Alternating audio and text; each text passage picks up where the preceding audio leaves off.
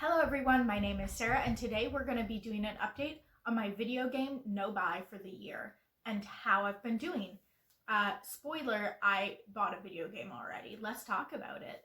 I don't actually own my own console except for the Switch, which I got a couple years ago for Christmas. I got it on Boxing Day, knowing that Animal Crossing was going to come out eventually. I was like, let me get my hands on it now before it's too late. And I love my little system, but I've been doing a project play on it where I only keep about 5 games on it at one time. That way I'm not constantly worrying about what I should play and I'm thinking, oh, I should download this, no that, no, I don't know. At the beginning of the month, I pick 5 games and I just play those. And if I really have the urge to play something else, I can download it, play it, and then just delete it when I'm done with it. But for the most part, I just kind of stick to the games I want to play and it keeps me focused on a set amount of games, and it's been really helpful for me. But the reason I started doing that project initially was because I was doing a no buy for the year. Hi everyone, editing me here. I didn't really say why I initially started doing a no buy for the year, and the reason for that is, as you can kind of guess from the video, I was over consuming a lot. I was buying a lot of video games very quickly.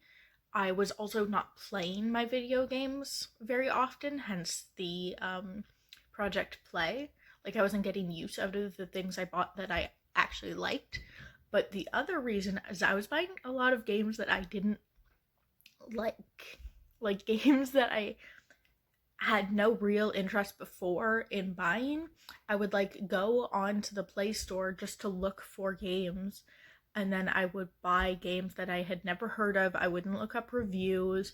I would just buy whatever instead of saving up my money for an $80 game. I'd buy a bunch of $20 games and spend way more money on games that I didn't actually want. And like I said in the intro, I already bought a game. It's been 2 months. I got through January and February, and I bought a game in March. Now, obviously, you could look at this as a failure, and it technically is, and that's all right with me. I am actually not that upset at myself. Obviously, I know that I would have liked to not have bought a game, but for a while in the quarantine, I was buying a game every 2 weeks. I was buying games. The thing with me is I try not to be particularly consumerist if I can. I try really hard not to buy things just because I'm sad. Because I have depression, I have BPD, I have, a history behind me.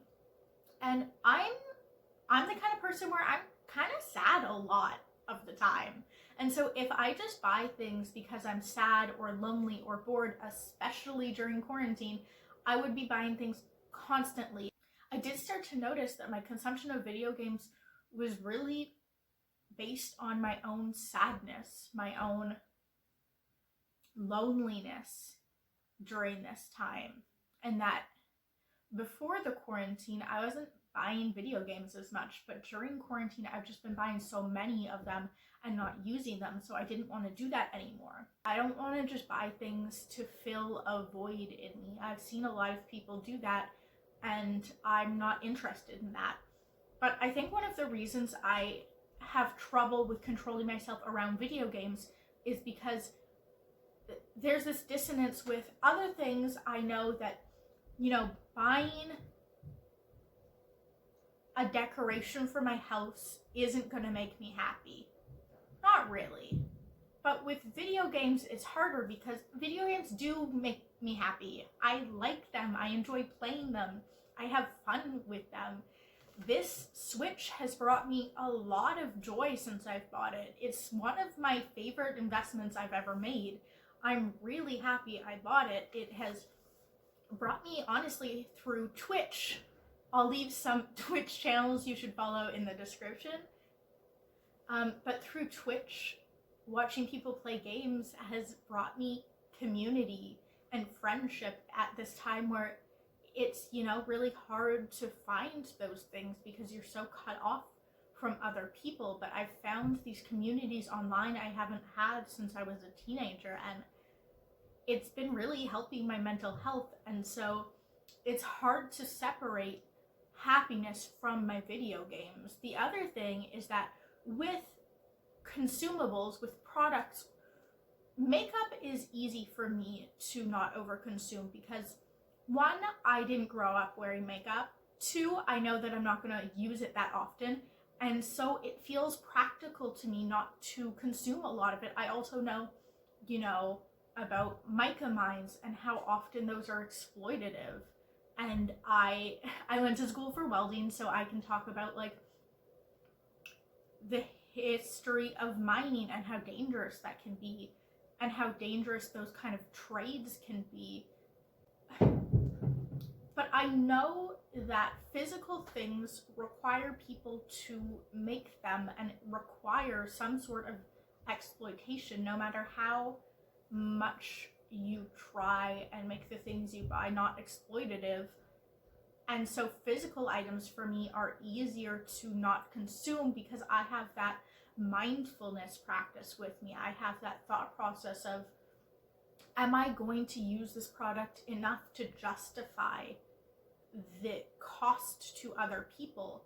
But with video games, even though I know that there is exploitation in the video game industry, it's not a physical product. So at the very least, for me, it's harder to separate myself from that because I don't have to worry about the manufacturing of it because I get it online.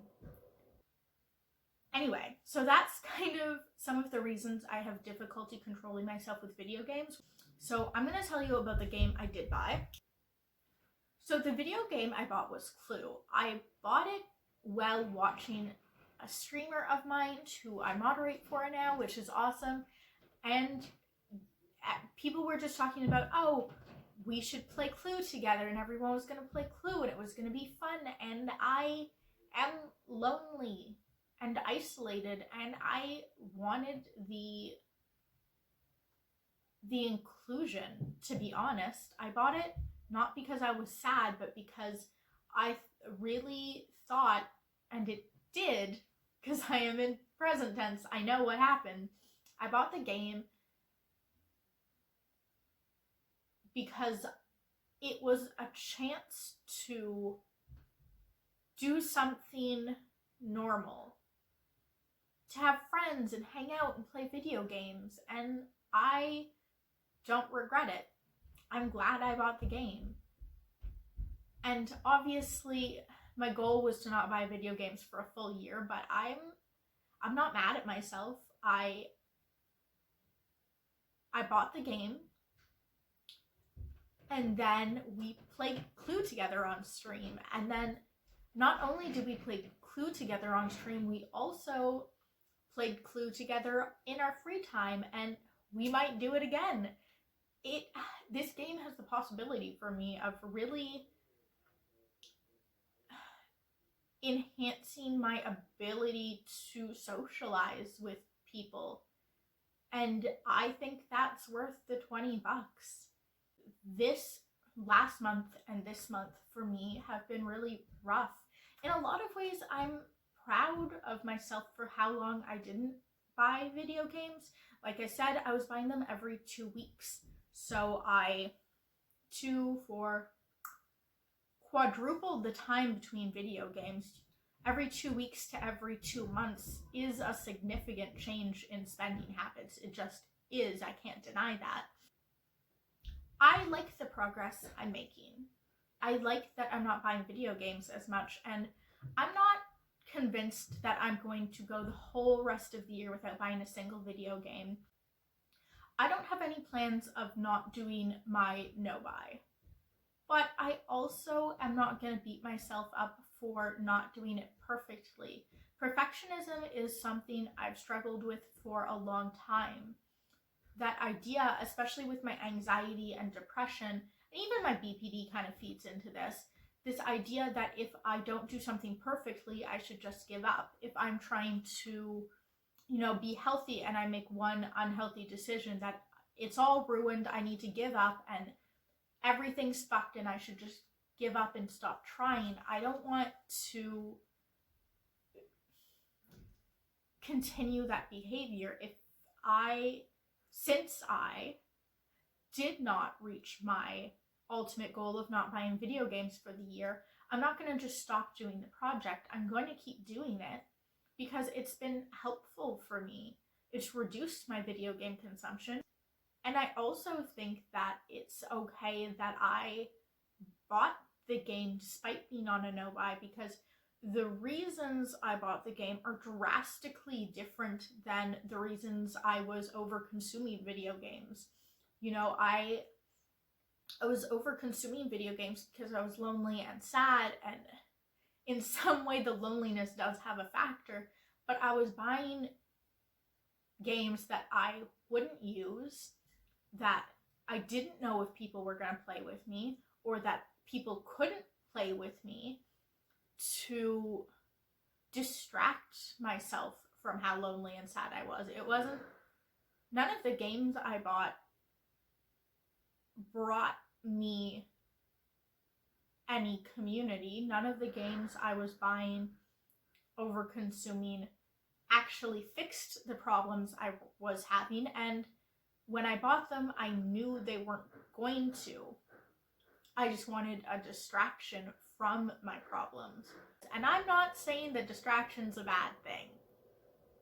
Distraction is useful, it's helpful, especially for anxiety, and even in a lot of ways for depression. And while it's not the only solution, it is helpful in a lot of ways to just decompress, to not think about it, to bring your mood up with something. But I had enough video games.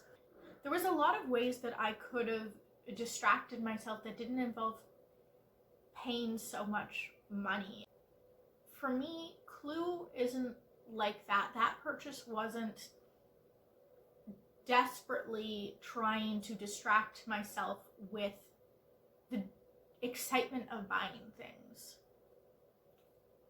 I hope that I can ask those people to play with me again, that I can initiate that social interaction, that I can use this game to increase my social life, not just once or twice, but meaningfully over time, that I can play with my boyfriend, that I can play with others.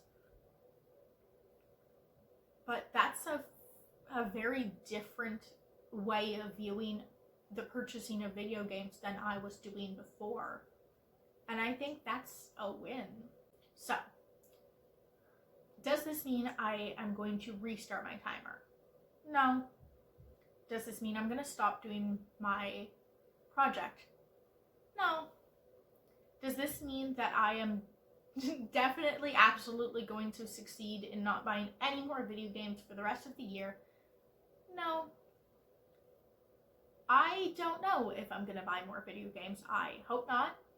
I think I can probably not buy more video games, but I'm also aware that, to be honest, a lot of the reason I decided a year-long no-buy instead of 6 months was because it was a nice round number, because I saw other people doing year-long no-buys for their things. Like, a lot of my video game projects are inspired by project panners, by no-buyers, by YouTubers, essentially. And the year-long no-buy, I didn't really think about what I needed or what I wanted. I just thought, I need to get a hold of my consumption of video games. I need to really slow the hell down. And I saw how well it worked for other people. I heard so many other people talking about how it changed their perspective on consumerism, how it helped them realize things about themselves, and that's really why I wanted to do it. And even though it's only been a couple months and I've already fucked up, I am learning things about myself and my consumption of video games. I'm consuming less and I'm being smarter about my choices. I'm learning a lot from this project, and that's really all I wanted. And so I am still going to try and not buy things for the rest of the year. There are games that I want that are going to be coming out soon, but I'm not going to buy them, I hope. If I already have a game that I could be playing instead that fills the same purpose, I'm definitely not going to buy it. I'm going to try and really wrangle in my consumerism with video games and wait till the end of the year, but I also know that I might fuck up. I might not do it, but that's okay because I'm using this as a chance to grow and to learn, and it is doing that job for me. Thank you for watching. Let me know if you guys are doing any projects like this. I love talking about consumerism and anti-consumerism specifically. I love overanalyzing everything in my life. So if you have any overly analytical thoughts to share with me, you can leave them down below. Let me know if you think I'm... Let me know if you think I can go the rest of the year without buying anything. And I hope you all are having a good day.